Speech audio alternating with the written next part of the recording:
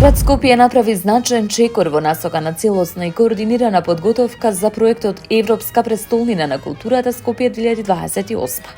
Со подпишувањето на меморандумот за соработка помеѓу град Скопје и скопските општини се воспоставува јасна институционална рамка за партнерска соработка и заедничко действување на сите нивоа на локалната самоуправа, соопштија од град Скопје. Овој чин, како што нагласуваат од град Скопје, означува нова фаза во процесот на реализација на проектот, во која обединетите институционални капацитети и ресурси ќе бидат ставени во служба на достоинствено, одржливо и успешно представување на Скопје како европски културен центар во 2028 година.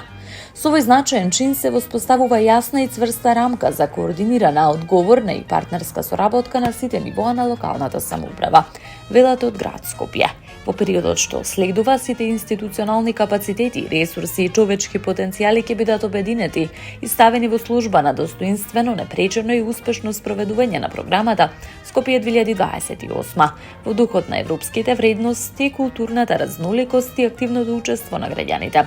објави градоначалникот Орце Ѓорѓиевски.